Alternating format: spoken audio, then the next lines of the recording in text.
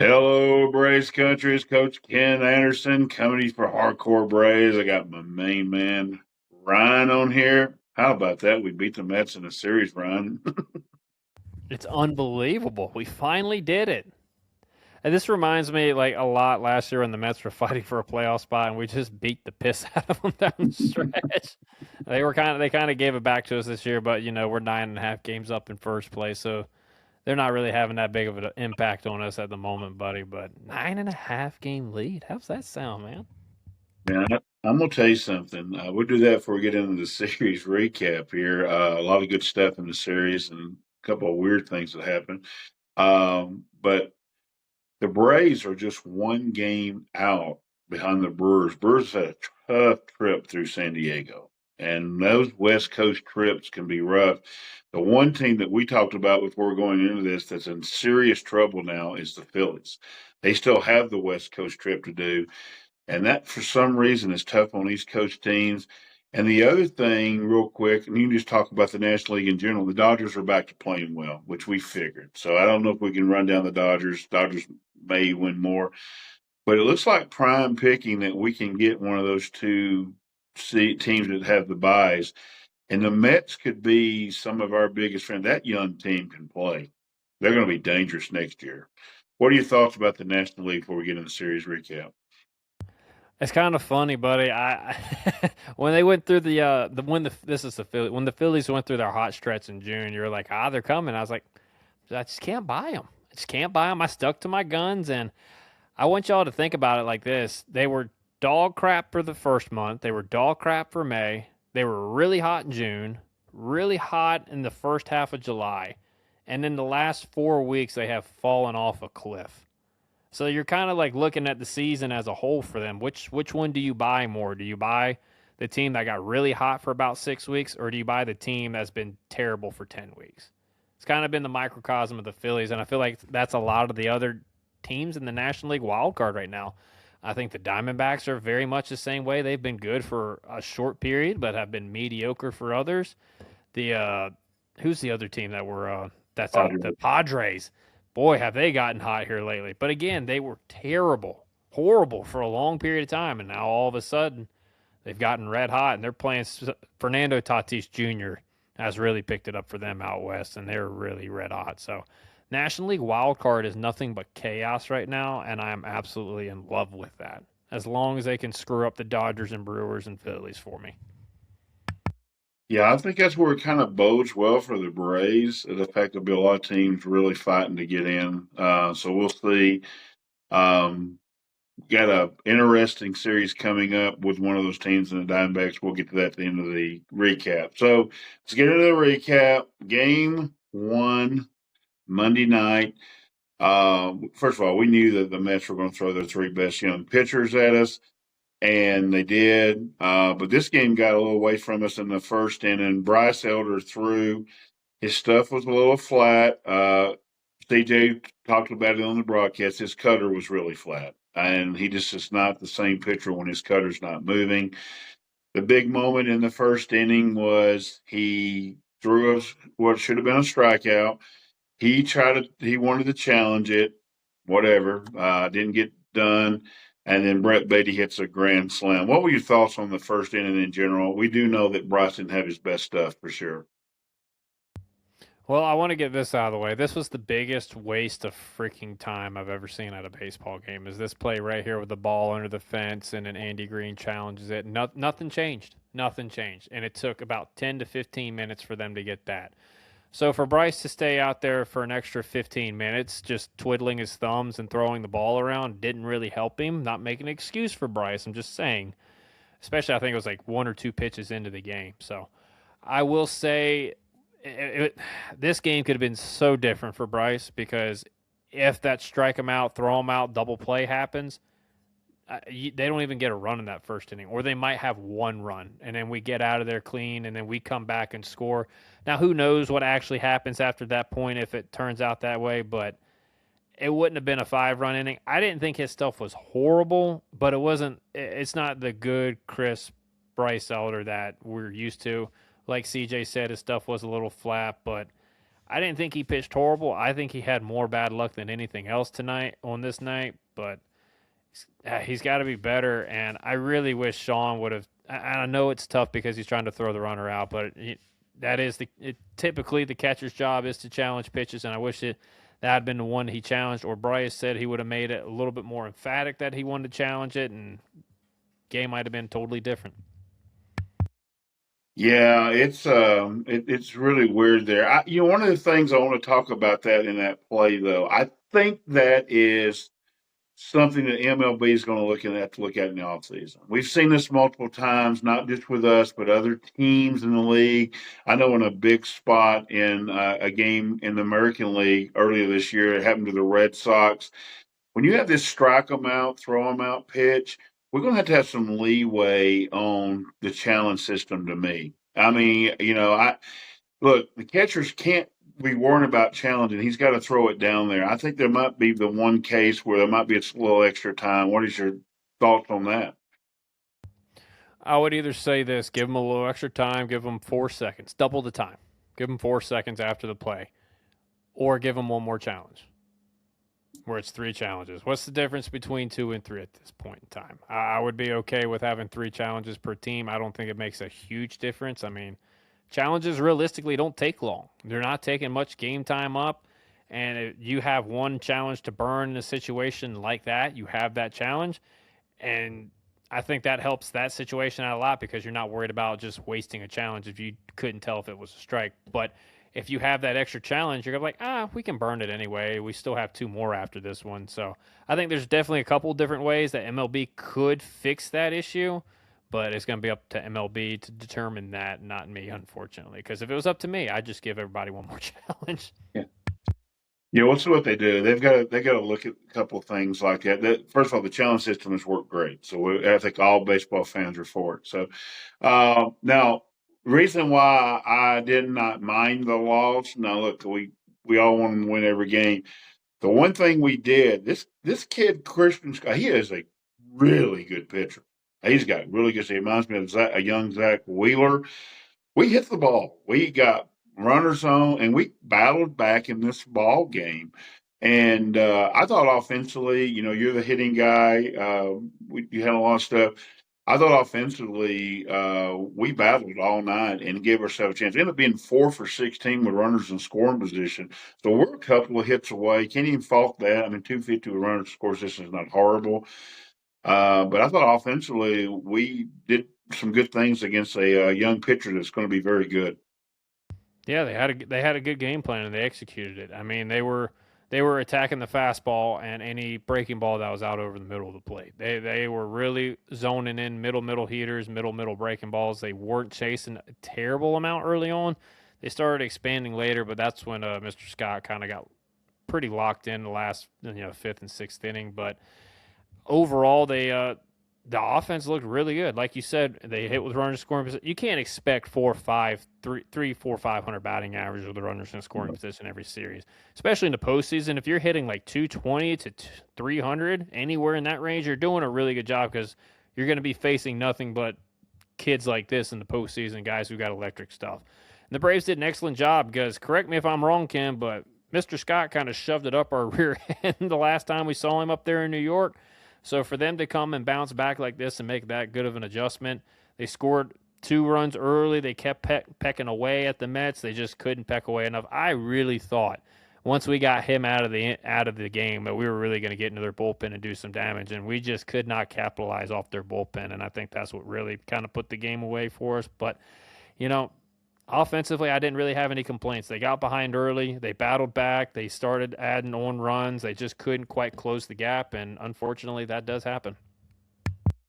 Yeah, that was a big run in the top of the second as well. You just score two and come in and again, Bryce was good, but he wasn't as crisp. I'm not going to get on the what Matt and wanted to talk about cheering off on 680. I still have faith in Bryce Elder to give us a good start in the postseason. That's probably the one good thing that come out of this. We're going to start giving Alex some accolades here. He's hit on this trade deadline. He might not have done what we thought he did. Brent Suter comes in and throws the ball very well. He did what a long man is supposed to do. He gave us a chance. Like I said, the offense battled, but I like what Suter did to give us a chance in that game, to hold us in there. And that's what you want your long man to do, isn't it, Ryan? Yeah, he saved the bullpen. Game was a little bit, you weren't quite punting, but you were kind of punting at the same time. Suter's in. Look, at that point in time, you don't care if he gives up 10 runs. You hope he doesn't give up a bunch of runs. You hope he keeps you in the game, and he did a very good job. He kept he kept the Braves in the game. He ate up the innings. You didn't have to really go to anybody else once he came into the game. I think he threw 3 innings for us. Three. 3 innings. I mean, there's nothing more you can ask out of him. He did a great job, and the Braves were able to give him the next 2 nights off because he played really well. So, and if Brett doesn't do that, you're burning other assets in the bullpen that you can't use in game 2 and game 3 that have an impact on those 2 games. So for him to come in and eat up those innings and pitch really, really well to give the team even a chance to come back was excellent job out of him. That's all. That's all I can ask for out of him. And we're going to move on from the game real quick because it was just one of those weird games. Vic gives up a home run in the ninth. That does make a big difference when you're down 2, down 3. Wasn't really a horrible pitch. One more thing on Suter that I like as a long man. I didn't realize he did this. He throws a lot of strikes. He don't take a lot of pitches. So as a long man, he should be able to bounce back pretty quick and not have these 60 pitch innings. No offense to J.R. Ritchie, he's going to be a good young pitcher. We say that he just needs to work it out in the minor leagues. But he didn't throw a lot of pitches in that, and also, God, he works fast, doesn't he, Ryan? I mean, if I'm behind him in a game that I'm down 7-2 or whatever it was when he come in, man, I like that, don't you? Let's get the ball and throw it. I Yeah, like that about him. I think he's a better long man, and I think it'll help us going down the stretch here. 100% that keeps you in the game as an infielder. There's been many a times Ken, where I'm getting blown out in a high school game and your mind starts wandering like, dang, man, what am I going to be doing after this game? What am I going to be doing this weekend? Because it's 10-2. The pitcher's taking forever to choose what meatball he's about to throw up there to get hit out of the ballpark. So you're just it's a great job for him to work quick. He's throwing strikes. The ball's getting put in play. He's keeping the guys invested in the game, and that carries over into the dugout when you're going to the bat, too. So, really good job, again, overall by Brett. He did a phenomenal job, ate up some innings for us, and kept us in the game. That's really, I mean, again, all I can ask for. Yeah, good job. So we lose the game 8-5. It's really been horrible against the Mets. It's one team that's kind of owned us. It's crazy. Terrible. Yeah. But we get to game 2, and if Matt Olson is maybe even the league MVP, and Ryan's going to do some stuff on him this weekend on the hip coil, which I'm excited about seeing him. The pitching MVP maybe could be Martin Perez. I mean, he has been nothing but outstanding. He extended his scoreless streak to 18 innings. Um, I mean, he's just beautiful to watch. I mean, he is definitely a pitcher's pitcher. He knows how to get people out. I think we had 2 strikeouts in the game. He just knows how to pitch. And they showed a thing in the 6th inning. I think it was Peter Mullen broke it down after the game how he didn't throw one ball in the quadrant in his last inning and because he got a huge double play. But just talk about Martin. I mean, he's just been a lifesaver for us. This team is not. Look, we may still be in first place, but it's not going to be by 9.5 games if it wasn't for Martin Perez. And God knows who else we're trying to get in to fill that spot because J.R. Ritchie hadn't been it. A.J. Smith-Shawver was out until what? Like late July, early August. So, again, he came in. He's provided a whole lot of innings that this team really needed to cover. And I don't think we really gave him enough credit when he was on the IL with that contusion, how much the Braves pitching staff missed him. Like, they missed him a lot. The bullpen, my God, did they miss him not being able to give them 6 innings every 5 days to kind of save their arms. It's almost like it's an automatic. He's going to go 5 to 7 innings. He's going to give up anywhere from no runs to 2 to 3 earned runs. He's going to have a couple of punch outs. He's going to get some big double plays, and he's going to keep you in the ball game to give you a chance to win. And I'll be honest with you. You got a few candidates after this series that you can run out there for game 2. Do I let them have a huge leash? Maybe not. Maybe I start really looking at the bullpen after the 4th inning because you're going to have some ridiculous amount of weapons down there during the postseason. But for the regular season, they are doing the job. They're pitching really well. They're really kind of showing that AA so far has made the correct decision that he didn't go out and buy a rental. They're stepping up and doing the job. The only one that really has had a flip flop has been Bryce this series, but everybody else has done a really good job. And Martin Perez, as you pointed out, has been for sure the pitching staff MVP this year, no doubt about it. The funny thing is, when we'll get to that, the game three, the guy who's pitched the best is on the trade market went to us. So we'll get to him in game three. All right. So offensively, the little monster provides us the lead. And Nolan McLean he's nasty. And he had a home run. Like you said, we had good at bats all series. And then the MVP, we think could be the MVP of the league. Matt Olson, that's a huge separator in this game. I felt like when Matt hit his home run, the ball game was over. But to talk about the good at bats Ozzie and Matt had in this game. Yeah, so Ozzie has been struggling. There's no doubt about it. Last 30 games or so, he's had around a 5 something OPS, so he hasn't been great. But let me tell you, the one thing he has been doing is he's been playing a heck of a defensive second base out there, and he hits timely home runs, Ken. It's always like when you're down by one and he's got a runner roll and he pops a 2-run bomb to give you the lead, or he pops a solo shot to give you a 1-0 lead, or he ties the game. It just seems like his home runs come at a timely fashion, and that's the one of the best things I can say about Ozzie. He's going to get better. He's going to get hot. He was hot pretty much all year, and he's just going through his first pretty big slide this year, so I'm not too worried about him. But that at bat to get it kick started, and then Matt Olson was just absolutely disgusted that he was disrespected with that hanging slider, and the only thing he could do is hit it 450 feet into the chop house. There's not much that I can say other than he is an MVP candidate. Without him, the Braves are not in the position they are because he has been the one constant. He's had maybe, Ken, I mean, maybe one 2 week stretch where he hit under a 700 OPS. One over the course of 162 games. You know how hard that is? Yeah. It is ridiculous what this man has done for this. He's been you know how Walt's just going into his office and he just writes Matt Olson in the 3 spot every single game. Maybe 4, you move him down depending upon righty lefty with Ozzie, but he's 3 or 4 every day. He goes in and gives you a professional at bat. He doesn't chase much, which is one of the biggest compliments I can give a hitter is that you don't chase many bad pitches. And the ones that that you must do damage on, 85% of the time he's doing damage on those pitches. This has been the most locked in I've seen Matt Olson since 2023 when he hit 50-something jacks. So he's definitely coming for 45, and if he gets hot enough, he's going to hit 50. Yeah, and they've been, everybody's been talking about it. He may be a better hitter than he was when he hit the 54 for sure. I mean, his swings are really good. We get to the back end of the bullpen, and they do an excellent job. This game here, they really locked down and pitched well, including Rossiel. We'll get to him in game three. We'll get to Walt's comments on game three after game three. But in this game here, the bullpen pitched well and got us a 4-0 victory. Yeah, they pitched great. I think, I mean, that's kind of a routine thing to say for us on this podcast. The bullpen pitched great. Mm-hmm. They continue to throw the ball well. That's a big double play that right there that Martin Perez had. If you're watching on YouTube, kind of fired me up how excited he was after that right there.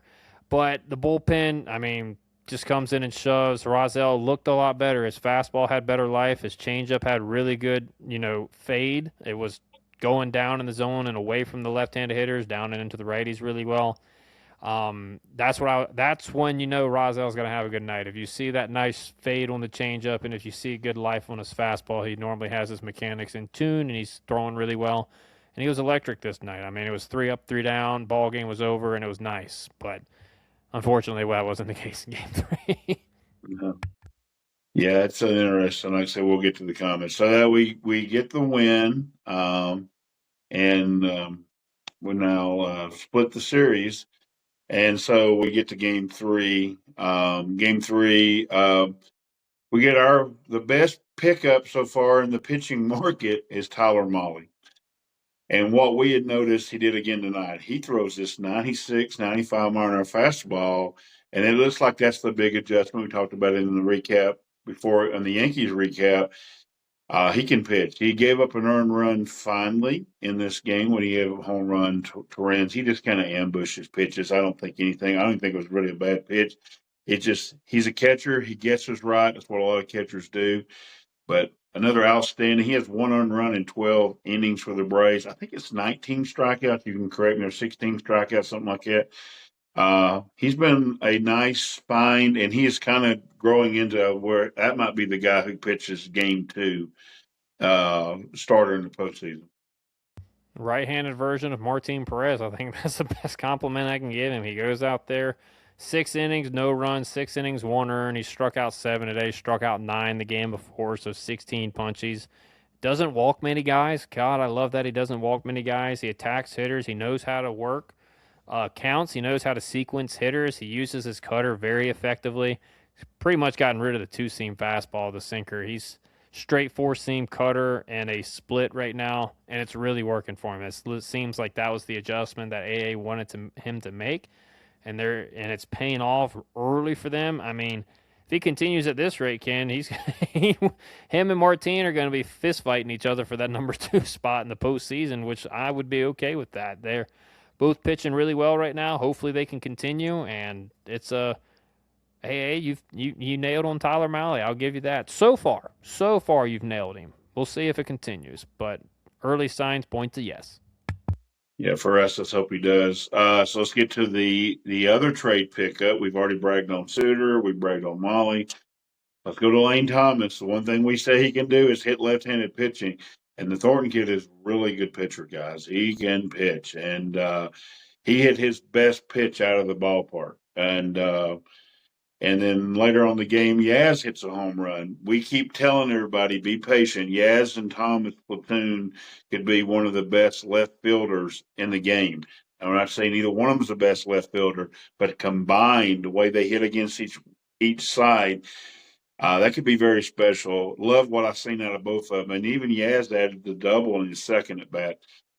Thoughts on Thomas and Yastrzemski's platoon out in left field? It's fantastic. It's exactly what we needed, and it's kind of what we were hoping with Dubon and Yaz at the beginning of the year. But things happen, and that wasn't able to happen. But I mean, golly, hanging Cutter and Thomas deposits into the left field bullpen, and then Yaz comes through later against a right-hander. I mean, that's kind of what we all anticipated. Yaz was going to do some serious damage against right-handed pitching. Thomas is going to do some serious damage against lefties, and they combine to make one of the best left-handed hitters in the game of baseball when platoon. It's going to be a really fun dynamic to watch over the next 8 weeks and into the postseason to see how it plays out. But I mean, again, early returns are really nice so far for the Atlanta Braves. And just a heads up, guys, if you haven't checked out Mike Yastrzemski's last 15 games, you might want to do so. His OPS is a 1 dot OPS right now. And I think even over his last 30 games, he's right around an 850 OPS. So he is on an absolute heater right now in the second half. There's another guy who's on an absolute heater, and we'll talk about him later. And, of course, the MVP candidate's been on one all season long. So some unexpected sources of energy for the Braves here lately, Ken. Mike Yastrzemski with a 1 dotter. I like it because Yaz has been a guy I've been high on, and I'm hoping all the people who have been against him are finally realizing why he's important to us. He's huge. His power that he can add in that bottom end. Let's talk Ronnie Acuna real quick. Ronnie had a good game tonight. I just like the way he's jumping around. And me and you both think oh man, he's like this, fixed to be on a heater. Loved his swings tonight, but also just the way he's jumping around. Hell of a throw to throw out the runner at second base. And like Walt said after the game, he's a big weapon out there because teams don't even want to run on him. Ronnie's close, hitting he, Ryan? He's very close. The one thing that I've noticed with him since he's come back is his load has been off, so his stride and hands have been inconsistent, which is why he's been off timing on the fastballs for a good bit, and then he's been way out in front of the sliders. But as you can tell, it's getting a whole lot better. He's starting to get on time with the 96, 97 more consistently. The breaking balls he's been crushing for the most part. Even like Ken, you're saying in the outfield, he's having fun out there in the outfield. He's baiting guys to try to go to second base, And as you saw tonight, I think it was Benj or Carson Benji who didn't want to run on him that put on the brakes, and then the other young lad tested him, and Ronnie's like, okay, and then throws an absolute dart to second base to nail him. And it wasn't even really that close. I mean, he got him by a good 6, 7 feet out there. So it's been nice to have. This is the first time we've really gotten to enjoy pretty much the whole offensive unit together as a whole. Right. But I mean, besides Ha-Seong Kim, everybody that we expected to be out there has been out there, and they're performing really well right now. I'm very excited about Ronald. I think probably in the next 2 weeks, if that, you're probably going to start seeing a lot more of a power surge from him, and you're going to see the 2023 esque MVP candidate show up late in the season, which might be a really nice boost heading into October. Yeah, if we get that MVP candidate, which I think we will, I just like everything he's doing. I like everything, his body language, everything like that. We might be fixing to get top 5 MVP candidate Austin Riley. Let's talk about him tonight. He had 3 balls over 100 miles an hour, 105 miles an hour, 105, 109, 111, home run, double, and a single. And even in his out, which seemed not hit hard, was 100 miles to a fly ball to center field that he even had it jumped off the bat. I tell you what, Austin has people have missed it. Austin is hitting over 300 now for a long stretch. Walt talked about that in his press conference that people are missing. This is not a one outer right here. This is not one of those you come out of nowhere. Austin is fine. Now, look, guys, he's going to have a bad game here and there, but Austin looks like he has kind of righted the ship. His language even sounds different. He's kind of coy. He kind of smirks now when he talks because I think even Austin knows I'm there. I'm fixing to go on a big heater, and if Ronnie and Austin go, man, this offense is, I mean, just dynamic. Ken, what have we been saying, man, since the trade deadline? If Ronald and Riley, or even just one of them, gets hot down the stretch, this team becomes totally dangerous. I mean, they're a good team before. You become an elite team when you got this dude right here hitting bombs out of the ballpark every other day, and same with Ronald Acuna Jr. So, Riley, if you haven't been keeping up with it, chat, over his last 30 games, Ken, over his last 30, he's got over an 800 OPS. Over his last 15 games, he's got an 870 OPS. And he's doing damage. I think he's got like 6 homers in the past month. 3 of them have come within the last couple of games. So he's been on a red hot streak right now. I don't think it's going anywhere anytime soon. And good for Austin. Look, we've all crucified him this year because deservedly so. He was very bad. But there was one quote that I saw on him that I really understood when he said it. He said, one reporter asked, I can't remember which one, asked him, what was the best piece of advice Walt Weiss has given you so far? And he said, to be leery of trying to repeat what you did in the past because the past might not have the best or the greener grass on the other side of the fence anymore. That's the past you. That was the younger version of you. Your body doesn't work that way anymore. You've had 3 or 4 surgeries now, one of them being a core injury. And I was like, that makes a ton of sense to me because after I had my knee operation, I couldn't swing the bat the way I used to anymore. I had to change some stuff. I had to change how I was loading. I had to change my rhythm up. I had to change how I got the bat and my barrel into the zone so it can get on plane quick enough. So Austin had a lot of adjustments to make because he just couldn't swing quite the same way anymore. And one of the adjustments, as he's pointed out, has been his hands. Ken, me and you think that we found something else that he needed to do, and it looks like he's actually got on track with that as well. That might be coming out this weekend as well. Maybe. I'm definitely doing Matt Olson. I'll see on Austin Riley.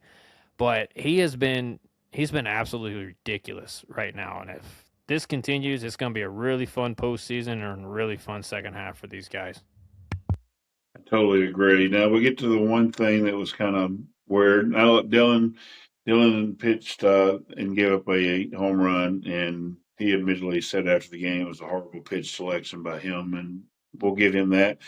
Dylan Lee pitched well, and Rossiel come in the game. So let's get to Walt's comments on that. He said he's not worried about Rossiel. And he said that, he had a good outing the night before. Um, I think those situations, this is not to make an excuse for Rossdale. He has been not so good since Memorial Day. We've pointed that out on the last recap. But with that said, he's had a lot of situations like this where he gets up and he doesn't really know if he's coming into the game. If they score, remember Ronnie hits the double and there's a chance for him to get a run. He's probably in a weird stance. I know that from a pitching coach that when your relievers go down there, they really like to know I'm coming in or not coming in. And it's almost like these games here. The first few batters, Rossiello is just like not there, and it's almost like he has to get kind of like I don't know, mad or what it is. You can see disgust when Bichette hit the home run. Like you could see, like, what? Oh no, here we go again. This is ridiculous. But I think that weird thing, and I don't know how Walt attacks it. He's right. Once you get a guy up, you don't want to sit him down. Then they get a guy up on. You got to get him up anyhow. That's why they put him in with 4 runs. Everybody asked that on Twitter. Why do they put him in with 4 runs? Because as soon as you sit him down, you probably can't pitch him that game. So you might as well bring your closer in. Your thoughts on Rossiel? I am concerned very much, and I want Suarez to come back healthy and close out these games in the postseason. But I also can see Walt saying he might not be worried. What are your thoughts on Rossiel Iglesias? I I'm with you. I'm more worried than not worried, and it's because of how long the inconsistencies have been. And I don't think you can blame it 100% on he's up and down all the time because I just don't think that's true. There's been plenty of times where he's been up and he knows he's coming into the game and he just kind of shits the bed a little bit. And I if it was more than just a handful of times where this has happened, I could buy it a little bit more. But I feel like this has only happened 6 or 7 times throughout the whole season, where he's up, doesn't really know, and then he comes into the game anyway. I think it's only been a handful of times from what I remember, but I'm more worried about his stuff. I think something mechanical is going on because his stuff varies from game to game. Ken, you notice this as a pitching coach, right? It was in game two where the changeup had the really good fade. It was going away. It was diving away from the left-handed hitters. It was disappearing from the right-handers. His fastball had the really good life. Even a slider looked pretty good in that in game two. Well, you move into game three, and it might be because he just didn't ramp up correctly, or he didn't know if he was coming in. But his stuff was flat. He was lucky that he didn't give up a 3-run tank to Alvarez. That changeup had no drop, and it was a batting practice fastball right down the middle. And how Alvarez missed that pitch, I have no idea, but I appreciate you missing it, Mr. Francisco Alvarez. So I am worried about Rizzo. I don't know. I don't think you pull the plug. You have a 9.5 game lead over the Philadelphia Phillies. You don't pull the plug when you're closer and say we're going to move to Didier right now. I don't think you do that. But I'd pull Iggy into my office and I'm going to say, look, you need to get with Hef. Something's going on with your mechanics, in my opinion. You don't look quite right. Your stuff varies a lot from game to game. There's some games that looks unhittable. And then there's stretches where it looks like you're throwing nothing but batting practice meatballs down the middle. So that tells me something is off mechanically. Maybe pitch grip is off a little bit. So I would tell him to kind of get in the lab a little bit with Hef. And you need to have a really good last 7 weeks of the season in order to gain my trust to put you in the closer spot in the postseason. Because Robert Suarez, when he comes back, he throws 100 with a split that falls off the table. There's not much that I wouldn't trust in that, in my opinion. So I would have that talk with him, probably not in those words, but a little bit more professional. And I would challenge him to go back out there and really try to execute these last 7 weeks of the season, Ken. It's an interesting situation. I wanted to hear your thoughts before I get said. I think it could be an age thing. I don't know if it's mechanical. I think sometimes you feel good and feel good. I think we've seen the same thing in Will Smith in 2021. As a closer, there's only so many bullets you got in the arm. You've seen Craig Kimball toward the end. He'd had the same kind of deal where he pitched well, he pitched bad. Sometimes slider would work, sometimes it won't. So my hope is just like Will Smith, he finds it. The thing that helps us, and the reason I'm not worried is the kid throws 100, and Rossiel Robert Suarez throws 100. So if Rossiel can't get it back in the tank, maybe when Suarez comes back, I really don't want the kid closing a lot either. But maybe when Suarez comes back and they have a big enough lead, maybe Rossiel can take some time in September and get right. So we'll see. The good thing is for Braves fans, I think we'll have plenty of bullpen arms. to go in the bullpen. Um, with that said, um, we'll get to the pitching news after we do a MVP and play of the series. What's your play of the series to get us a 2-1 series win over the Mets? I'm going to go one with a little off the wall, Ken. Are you ready for this? Mhm. That double play in the sixth inning that Martin Perez got because it was a 1-0 lead, I think, at the time. And he got a big double play, I think, with runners at first and third and one out that really helped catapult the team to a victory that night. That is going to be my play of the series. I like it. I mean, I really do. I think that's huge. I'm going to go with the platoon. I think the Thornton kid is really tough, and I'll go with Thomas's home run and Yastrzemski's home run. I think that's what we needed to see because that'll give Walt an idea of what he's really got. He talked about it in his press. Another thing he talked about is they can now hit against left-handed pitching. And in the postseason, if you look at some of these squads, we're going to see some of that. I would guarantee that when the Dodgers would set their rotation, if they can get Blake Snell healthy, and I would imagine they would maybe even think about starting Robleski against us because of our struggles. That's going to make them do it less. Just a different. I do love the double play. I think that was the actual turning point of us winning the series. So I love that. So MVP of the series. MVP of the series, man. I'm going to go co MVP. Can I do that? Yeah, Martin Perez and Tyler Mahle. I went pitching again, Ken. Who am I? Going two pitchers, man. Look, I got to give the starting pitchers some love when they do their jobs, man. 6 innings, a combined or 12 innings, a combined one earned run from both of those guys this week. Really good stuff out of Martin Perez and Tyler Mahle. You could have gone Austin Riley, could have gone Yaz or Lane Thomas. I went with Martin Perez. I just and Tyler Mahle. I just love what those guys are giving to us right now. They're giving us a chance to win, and they're taking a lot of load off that bullpen right now, Ken. good teams always support each other, and I appreciate you supporting my pitchers. So I'll support your hitters. I'll go Co also. I'll go Yastrzemski and Riley because they've been beaten up by social media, and they probably well deserved being beaten up. There's nothing wrong with that because they have struggled. But as you pointed out, in the last 15 games, they have been a big difference on why this team is continuously winning. And if they're that good down the stretch, I can honestly say that I'm getting excited as the season ticket holder to see the World Series in Atlanta, Georgia. So let's get to some before we get into the series preview. We've got a new team coming in we haven't seen since way back in April. Very good team, by the way. Before we get into that, talk about the pitching situation right now. AJ Smith-Shawver pitched very well last night. 5 1/3 innings, threw the ball very good, very much control.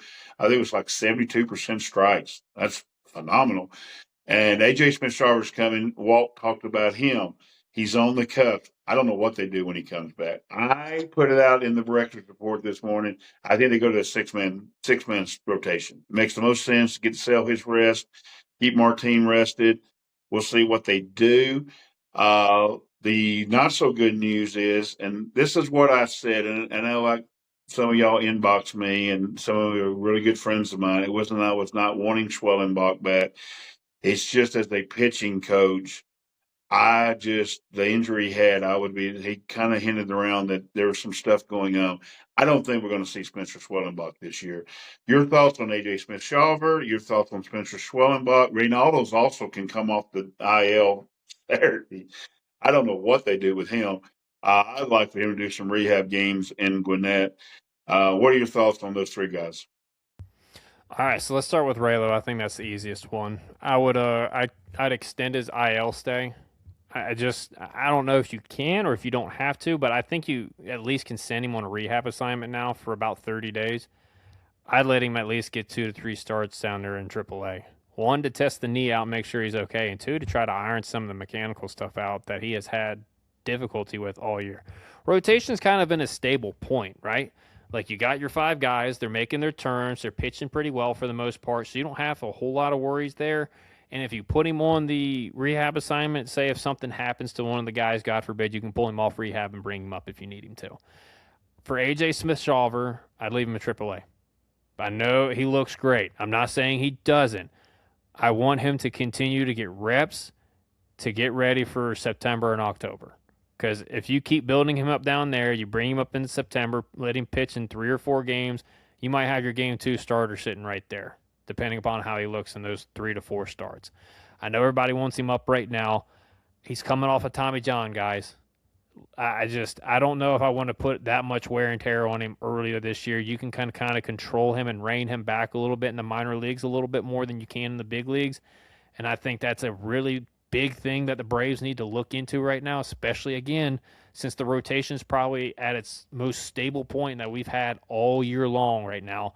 I don't think rushing him just to get back in the rotation is necessary right now. I don't think it's necessary that we need 8 starts out of AJ Smith-Shawver this regular season. I think you can get just as much done holding him back a little bit in AAA, building him up a start or two, and then bringing him up for the post right in September for the postseason. And then Spencer Schwellenbach, I saw somebody say, "Well, it sounds like he's having pain in his arm." It's not pain, guy. It's discomfort. He's not. He doesn't feel 100%. He's not going to. He had elbow surgery. He had spurs removed from his elbow. He had to rehab all that. You got to get your range of motion back, Ken. You got to not only get your strength back in your elbow, but you got to get it back in your forearm, your arm, your shoulder. You got to get all that back. You got to get your range of motion back in your shoulder too, because you can't do external rotation like this because you're put too much stress on the elbow. So you have to get all of that back before you can even begin to throw. And then you can finally start throwing. But there's nothing that simulates throwing. So there's only so much that you can do to strengthen and stabilize everything before you start throwing. So it's completely normal for him to feel like it's not quite there yet. I need a little bit more time just to throw off a flat ground before I can get back on the mound. Completely normal in a rehab process. It's not saying that he's hurt. Oh my God, he needs Tommy John. It's nothing like that. Now, look, I don't have any of the medicals. Duh. I'm saying based off of what he said. I think if it was something more serious, they would be sending him back for imaging, and they're not doing that right now. They're just slow playing him, which is what they should be. He's on a throwing program right now. Waldrop and Strider are both starting a throwing program as well. If those, again, they wouldn't be doing that if something was seriously wrong and they needed imaging. I would hope they wouldn't be doing that, but it's a very small outside chance. I would give it less than 20% Schwelly is back in the postseason for us this year, and I'm okay if he's not. I'm okay if they hold him back and they keep him healthy for next year, because him and Sale at 1-2 with Shawver as a third option, a 1-2-3 of that's a pretty lethal rotation coming into 2027 if we have baseball, but definitely for 2028 that'd be a really lethal rotation, Ken. But that's what I would do with the pitching situation right now. I hope 2027 no baseball. That's a pet peeve of mine. We can talk about that on a different thing. There's not a chance that's going to happen. Not a chance, zero. But we'll get all that. I will say this here. I think I will put Spencer Schwellenbach in 10%. I just don't. It's just my experience. I could be wrong, and I'm hoping I'm wrong. I hope he comes back and he pitches. You know, me and Bo are on the AJ Smith Shawver train, so whatever they decide with him, fine with him. They have their rotation is going well. So whatever they want to do. All I'm saying is I don't want Chris Sale to go 9 days without a start. That's all I want. I don't want Chris Sale to go 9 days no more without a start. So if you need to put AJ up here to do that, whatever you get, you got to figure it out. You got to figure it out. I'm okay with him throwing down. It doesn't matter where he throws for me. I'm with Ryan on that. So, all right, big team coming in here. Arizona Diamondbacks. They're playing well again. They're in these little spurts. They're playing well. And I don't know why we keep saying this. We're going to get their 3 best pitchers. I don't know why every series we get everybody's 3 best pitchers. There comes Brandon Faw on Friday, Eduardo Rodriguez on Saturday, and old friend Mike Soroka on Sunday. Now, we're the probables. We're the 2 to be determined, but most likely what we're hearing is Chris Sale on Friday. Great matchup, Chris Sale and Brandon Faw. I mean, 2 really good postseason pitchers. Saturday is going to be Bryce. Is that Bryce? No, that's yeah, Grant Holmes. Grant Holmes against Eduardo. I like that matchup, by the way. I mean, Grant's throwing the ball great. And then Bryce gets Mike Soroka, which is kind of interesting because they kind of the same pitcher. So, what are your thoughts on the series? Diamondbacks coming to town, the Snakes. Snakes have surprised me, Ken. They really have. They've surprised me. I got to give the scrappy little guys some credit, man, because they went into Dodger Stadium and they beat the absolute. Well, they didn't go into Dodger Stadium, but the Dodgers went to them and they beat the absolute piss out of them for I think 3 or 4 games. So they're a scrappy bunch, man. They're going to play good baseball. They're not going to hit a ton of homers, but they know how to hit with the runner scoring position. They got speed. They got a good bit of speed with Corbin Carroll, Perdomo at the top. They got some other guys that can run on their bench and in the outfield. So they have a little bit of pop with Cantel Marte. Perdomo has some pop. Arenado has a little bit, not as much as he used to. But when I say that they're just a scrappy bunch, man, they just go out there, they play baseball, and they go out there to win. And they don't give a crap what it takes to go win a baseball game. They're going to do it. Their bullpen is odd. It's not. They don't have. I don't. I still don't think they have a left-handed reliever. They might now, but it's not made of up of household names. It's a bunch of guys that I think for the most part they've had through their system that have come in there. They might have some outside guys that they put in, but it's a very odd bullpen, but they somehow get the job done. The rotation has been probably their strongest point. If I wanted to point to a thing that they've been really good at, their starting pitching, especially with Rodriguez. He's really stepped up for them this year. Soroka's coming back. Even before he got injured, he was pretty good for them. So it's going to be a really fun series. It's going to be really fun. It's going to be scrappy games. I can feel that coming. It's going to be good baseball this weekend. It'll be great baseball. It's gonna be big crowds too. And the thing is those games will never be over because even though our bullpen's great, our closer we know is kind of in one of these little funks right now, and their closer we own. So we'll see how that goes. So with that said, how do you see the series going? Very good pitching matchups. So you can't say one side has the other, in my opinion. What do you think how the series goes? Oh, they did release Paul Sewald, Ken. Yeah, They because did release him. He's gone. So no more Sean Murphy or Ozzy. All be homers late in games off of him. But I see Braves winning 2 out of 3. It's going to be really tough. I could see it going to Diamondbacks 2 out of 3 too. I don't think either team sweeps. They're both playing pretty good baseball. They both got really good pitching. I think it's going to come down to what bullpen is more locked down and who hits better with runners scoring position. And I think the Braves do that because they got some guys who are white hot right now, and Mike Yastrzemski and Austin Riley and Matt Olson. So hopefully we can get a Drake Baldwin hitting well again. He's also been one that's been struggling pretty quietly lately. He hasn't hit a home run in his last 15 games. yeah. So that's kind of nerve wracking. So hopefully he gets going. Hopefully Ozzy can get going a little bit. And I still think we win 2 out of 3 though. How about you?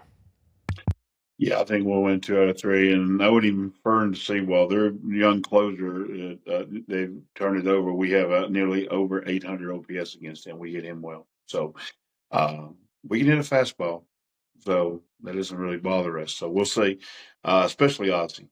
Ozzy likes him a lot. So I'm going to say 2 out of 3. I just think when you get in these scrappy series, I love the way our team is playing with a lot of emotion too.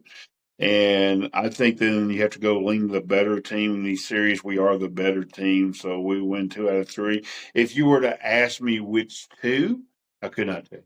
I can see us winning any of the, and I can see us losing any of the three. So I'm gonna say 2 out of 3. If we do it, who is the guy that's going to carry us? Oh man. I've already said it, Austin. You're off. You're off for the rest of the season. You're hot. I'm not taking you because I don't want to ruin. I'm superstitious. So I'm gonna going with the left field platoon. I like I'm it. going Mike Yastrzemski and Lane Thomas. I'm counting them as one player. I think they're gonna have a really big series for the Atlanta Braves. I like that because Lane can hit the curveball and he's going to get a chance against Edgewater. So I like that a lot. So that's a really good one. It's really tough, and I'm not trying to help Ryan here because he said he wouldn't take him, but I have hard pressed to think that Austin Ryan's not going to have a monster series this weekend. He hits fall pretty well. Eduardo be a tough ride for Austin, but and old friend Mike Soroka, Austin seen him plenty of times in one-on-one matchups. So I'll go Austin Riley to help win us this series, 2 out of 3. All right, we're going to get out of here. Any final thoughts you have tonight for the guys? Just that I know we have been for whatever reason the episodes weren't uploading to Apple and maybe not Spotify. That should be fixed. If y'all wanted to go check out the previous ones that didn't get uploaded on there, they were out on YouTube, but they'll all be uploaded to Apple, so you can go to wherever you want to listen to them now. So all that should be fixed. Yeah, there's a little glitch in our system. We found out. We didn't realize it got. So Ryan took care of it. I appreciate Ryan doing that. The other thing is we haven't forgot you. I got 3 or 4 text messages today from all the guys out there making sure I was all right. I'm in the mountain, so the Wi-Fi is horrible, and so I try to time the things right. So if you don't get a breakfast report, or you're not getting a game recap, or you're not getting something, it's just because I'm in this funky spot. And Jeremy's done a great job of helping me with the three outs and the game recaps, and he's been doing it, and I've just been uploading it from him. We appreciate Baseball Banner helping us out as usual. They deserve to do that since they beat us 2 out of 3. They need to at least help us out because they got lucky in New York. That's what I tell you. So we're going to get out of here. We love you, Braves country, and as always, peace. You know what, boys? You guys are going to be world champions for the rest of your life.